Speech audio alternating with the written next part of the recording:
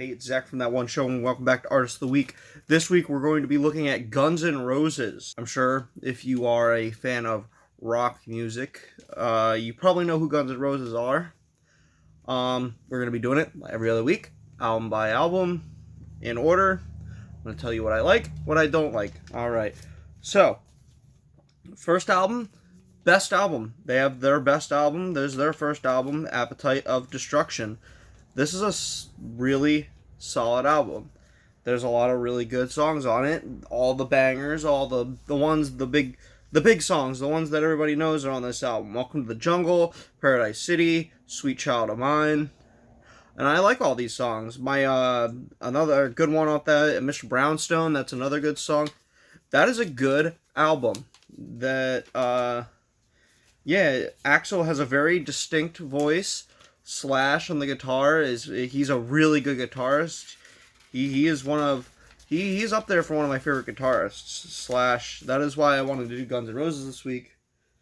But I have some other things to say about the band itself, getting later into the episode. But I will say this is a solid album. It's a great album. It's their first album, and it is the one they're known for, is their hit.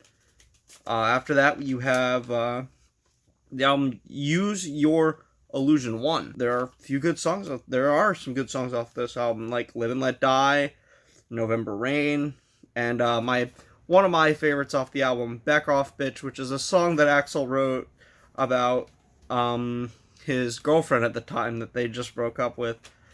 All in all, this is another solid Guns N' Roses album. Not as good as Appetite of Destruction, but still pretty good. After that, you have Use Your Illusion 2.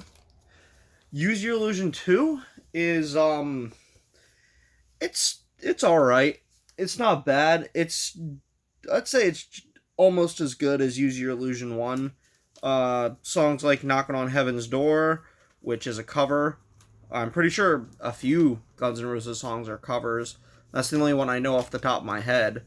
I prefer the Bob Dylan version of Knocking on Heaven's Door, but that's just me. And then the other one off that album that I liked Shotgun Blues.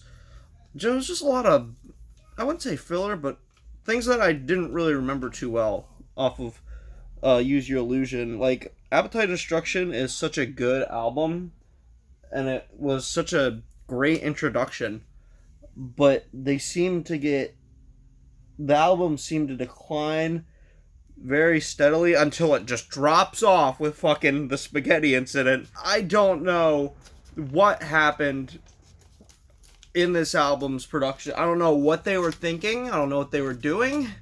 What the fuck is this album? Okay.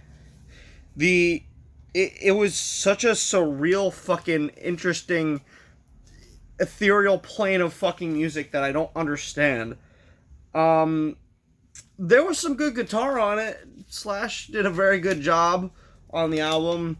I don't know who's in charge of, like, everything else. I'm not sure if that's Axl or his producers or whatever. They were just trying to be trendy, I guess. I don't know. I feel like Axl, like, was in a room, like, and was, like, listening to a bunch of Sex Pistols like, the first Sex Pistols album, and was like, hey, you know this punk shit? We can do that. And we can do it better. But they can't do it better, because it was pretty bad. There was one of the songs is like, I'm on a farm, and it sounds exactly like a fucking, like, what I remember Sex Pistols sounding like. And that was a bit ago, but, like, I remember, like, it's just this, it was pretty bad. It was pretty bad. This whole album had, like, weird, interesting things that they were doing, and I just don't understand why they changed so much. They had such a big audience for the style they had for their last 3 albums. They just steamrolled it in this one. I don't know what happened. It's sad because we're going to go on to the next album, Chinese Democracy. I don't know who they made this album for. Who is this for?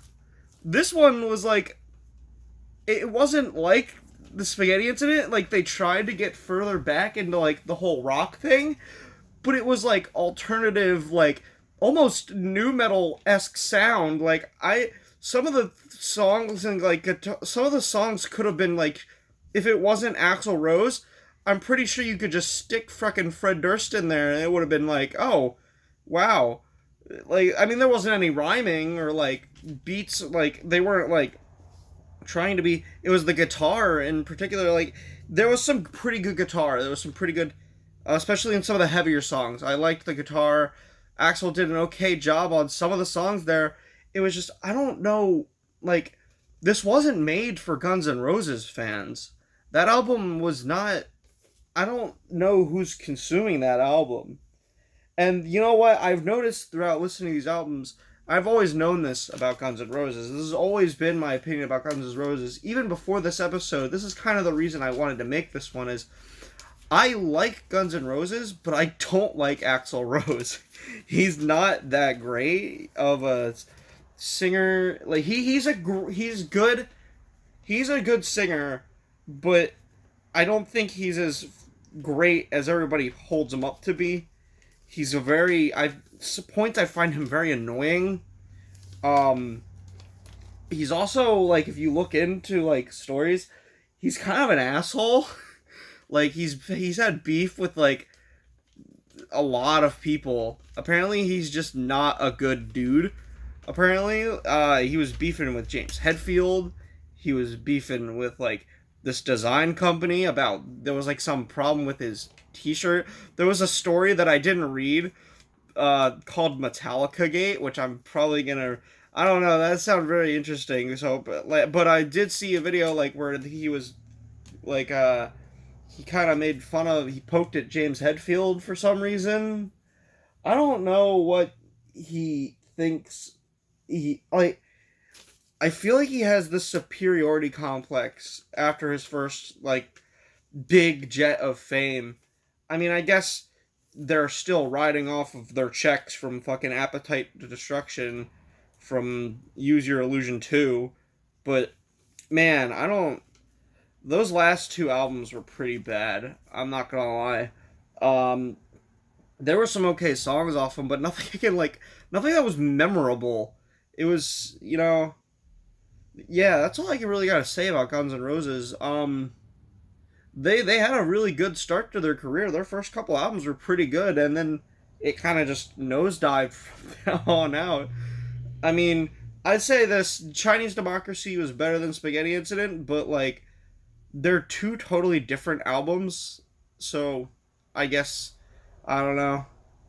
Well, anyway, that's Guns N' Roses for the week. I know some of you might be surprised, and if you already know my opinion on Guns N' Roses, then you're probably not. But that's it. My name is Zack. Remember to tip your delivery driver. $10 minimum, especially if it's me.